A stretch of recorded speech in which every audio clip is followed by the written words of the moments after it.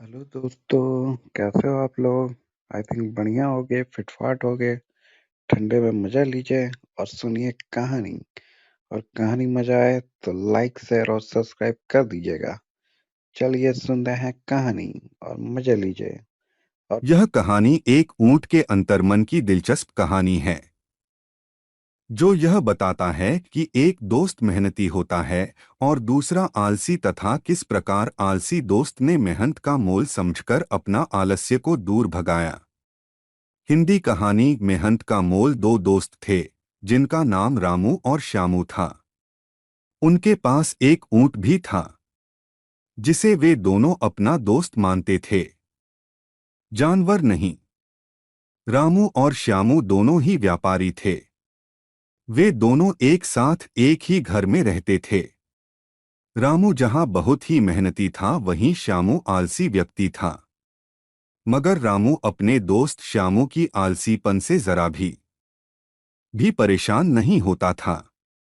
श्यामू को वह अपने दोस्त के साथ साथ भाई भी मानता था और उसे छोटे भाई की तरह प्यार भी करता था। बदले में श्यामू भी रामू की बहुत इज्जत करता था, परंतु वह अपने आलसीपन के आगे बेबस हो चुका था। बहुत कोशिश के बाद भी वह अपनी इस गंदी आदत से बाहर नहीं आ पा रहा था। ऊंट को अपने मालिक श्यामू की इस गंदी आदत पर अंदर ही अंदर गुस्सा आता रहता था। ऊंट अक्सर सोचा करता कि उसका मालिक रामू अपने आलसी दोस्त को क्यों अपने साथ रखे हुए हैं।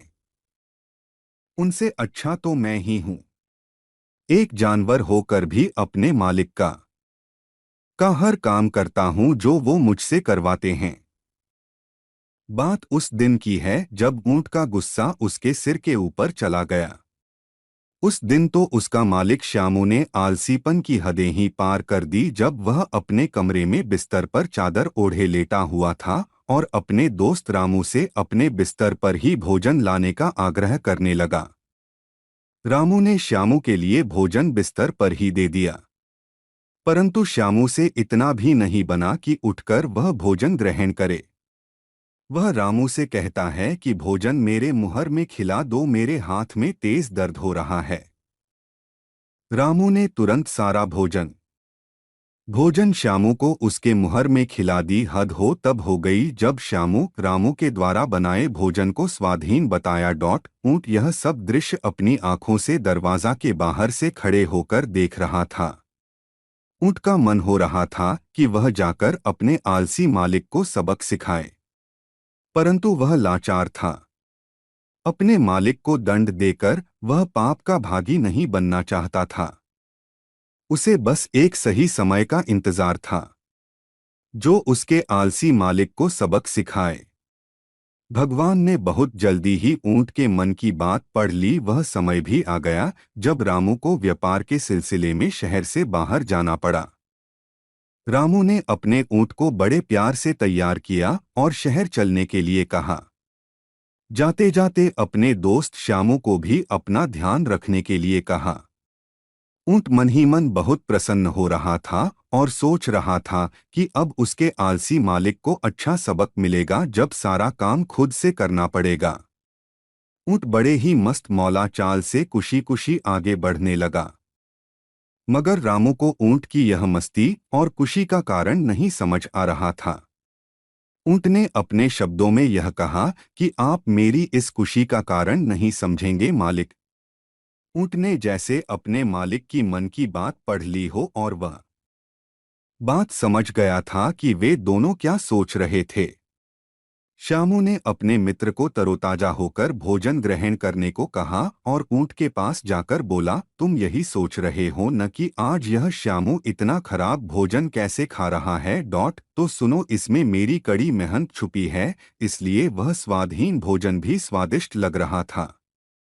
उसके बाद श्यामू ऊंट के पास से मुस्कुराते हुए चला गया और अपने काम में लग गया।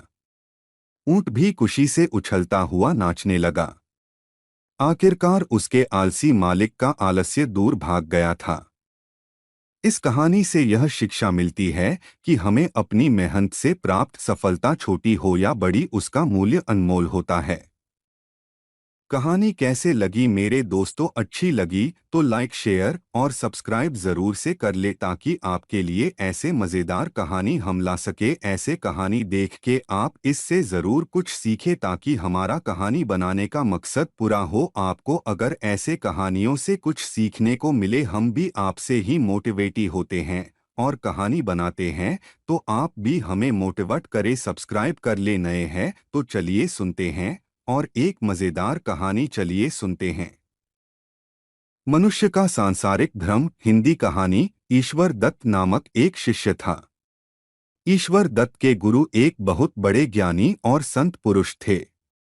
ईश्वर दत्त अपने परिवार का पालन पोषण और पारिवारिक कर्तव्य को पूरा करते करते तथा सामाजिक दायित्वों को ढोते ढोते थक गया था।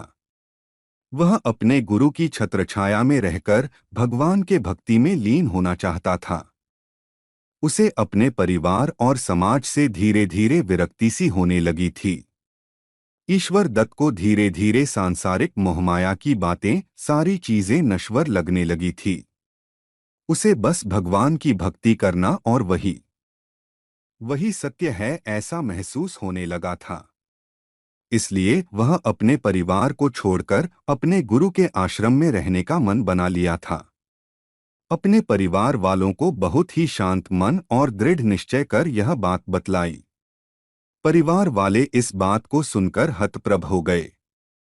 वे चिंतातुर होकर ईश्वर दत्त से ऐसा नहीं करने को कहा और वह बोले कि सारा परिवार उनसे बहुत प्यार करता है। उनके बिना सभी का जीना मुश्किल हो जाएगा। ईश्वर दत्त इस बात को जानकर असमंजस में पड़ गया। वह सोचने लगा कि जो परिवार उससे इतना प्यार करता है, उनको छोड़कर जाना ठीक नहीं होगा। इस बात से परेशान होकर वह अपने गुरु के पास गया कि शायद इसका कोई हल उनके पास हो। ईश्वर दत्त अपने गुरु के आश्रम में जाकर उनके आगे नतमस्तक होकर शीश झुकाया। ईश्वर दत्त के चेहरे पर चिंता का भाव देखकर संत गुरु सब समझ गए थे। फिर भी वह उससे उसकी चिंता का कारण पूछा। ईश्वर दत्त ने अपनी सारी उलझन बता दी और कहा कि जो परिवार मुझसे इतना प्यार करता है, उनको छोड़कर मैं कैसे आश्रम में रह सकता हूँ। गुरु ने शिष्य से कहा, तुम अगर यह पता कर लो कि परिवार वाले सच में तुमसे प्यार करते हैं या अपने स्वार्थ को पूरा करने के लिए तुमसे प्यार मात्र करते हैं। तुम्हारे प्रति परिवार का अपना स्वार्थ है या फिर उनका निश्चल प्यार का पता होने के बाद ही तुम मेरे आश्रम में आकर भगवान की भक्ति में लीन होना। इस आश्रम में तुम्हारी जगह हमेशा रहेगी। ईश्वर दत्त ने कहा, गुरुजी, इस बात का पता कैसे लगाया जाएगा? फिर गुरु ने कहा, उसका एक ही उपाय है, योग विद्या। मैं तुम्हें एक ऐसी योग विद्या सिखाऊंगा जिससे तुम अपनी सांसें घंटों रोककर रख सकते हो। इस योग विद्या को गुरु अपने शिष्य को सिखाया। फिर गुरु ने शिष्य को एक नाटकीय योजना भी बताई। इसके बाद शिष्य को अपने घर जाने को कहा। अगले दिन ईश्वर दत्त अपने योग विद्या से सांसें रोक ली और निष्प्राण पड़ा रहा। परिवार वालों का रो रो कर बुरा हाल हो गया। ईश्वर दत्त योग विद्या से निष्प्राण की अवस्था में था, परंतु वह अपने चारों ओर की हलचल को महसूस कर रहा था और समझ रहा था। इस बात से बहुत ही आत्मीय सुकून मिल रहा था कि उसका परिवार उससे बहुत प्यार करता है। अतः उसने आश्रम में जाने की इच्छा को त्याग दिया। कुछ देर बाद ईश्वर दत्त के गुरु अपने शिष्य और उसके परिवार वालों का हाल लेने पहुंचे। गुरुजी ने सभी को ढाढ़स बंधाया और शांत किया। गुरुजी अपने शिष्य को कुछ देर देखने के बाद परिवार वालों से कहा कि इसमें प्राण डाला जा सकता है। इस बात को सुनकर घर के सभी लोग बहुत खुश हो गए और जल्दी जल्दी प्राण डालने की बात कहने लगे। इस पर गुरु ने कहा कि एक विघ्न है। इस कार्य को पूरा करने के लिए परिवार के किसी अन्य सदस्य को अपने प्राण त्यागने पड़ेंगे। यह सुनकर सभी लोगों के पैर के नीचे की जमीन खिसक गई। यह तो बहुत बड़ा धर्म संकट खड़ा हो गया था परिवार वालों के सामने। सभी लोगों के चेहरे पर हवाइयां उड़ने उड़ने लगी थी। इस कार्य को करने के लिए परिवार का कोई भी सदस्य सामने नहीं आया, आगे नहीं आया। सभी अपने अपने उत्तरदायित्व और कर्तव्य को दिखाने लग गए। परिवार के सभी सदस्य अपनी अपनी मजबूरी बताकर प्राण त्यागने से मना कर दिया। इस घटना को होने के बाद गुरुजी ने अपने शिष्य ईश्वर दत्त को आवाज दी, उठो ईश्वर दत्त, मेरे प्यारे शिष्य। ईश्वर दत्त उठ गया। वह अपने गुरु को प्रणाम किया। गुरुजी सभी को आशीर्वाद देकर जो ही वहां से जाने लगे, शिष्य ने उन्हें रोका और कहा, आज से मैं आपके साथ रहकर आश्रम में भगवान की भक्ति। देखिए दोस्तों, तो लाइक और शेयर और सब्सक्राइब कर दीजिए ना।